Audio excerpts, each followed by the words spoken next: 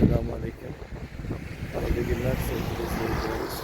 Bugün sizlere tekrar Fikirtepe'nin yapılmış ve yapılmamış projelerinden, arka sokaklarından bahsedeceğiz. Düşünce ve görüşlerinizi lütfen yorumlarda belirtiniz. Beğeni yapıp paylaşım yaparak bizlere sosyal destek olursanız çok seviniriz. Bizi izlemeye devam edin. Herkese iyi seyirler diliyorum.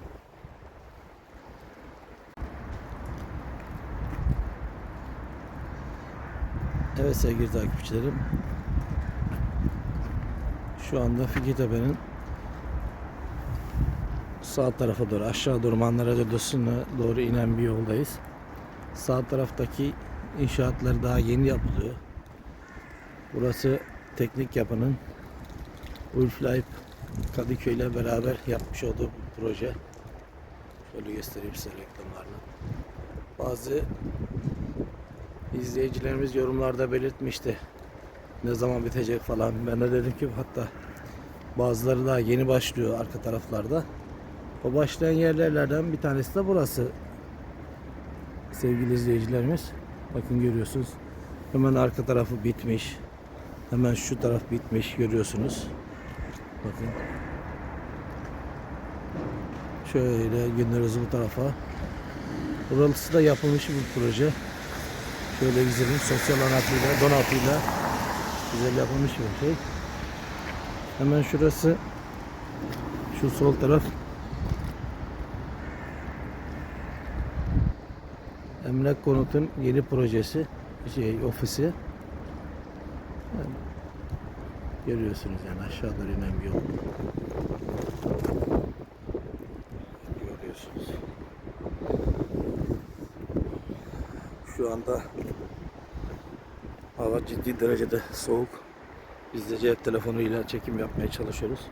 Hatamız kusurumuz varsa şimdiden kusura bakmayın. Aradan görüyor musunuz bilmiyorum. Çamlıca Kulesi var orada. Karşıda.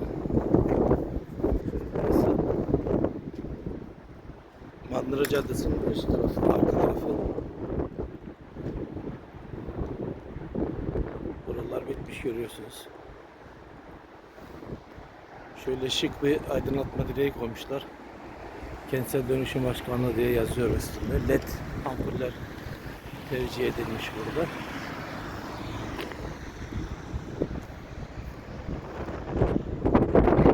Şöyle göstereyim.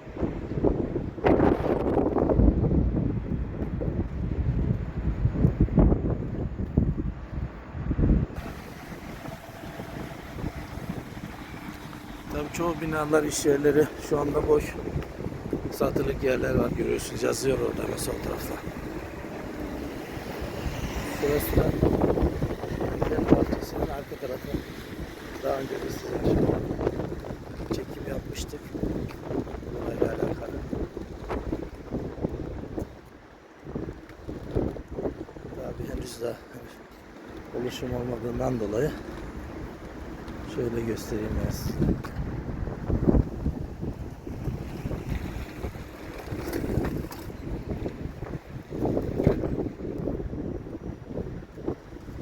Şuradan baktığı zaman güzel bir manzara oluşuyor.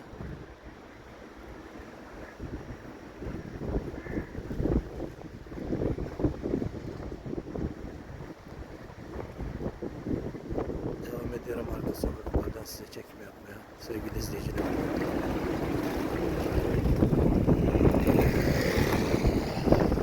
Tabii buralarda henüz bitmedi. Daha önce de bahsetmiştim.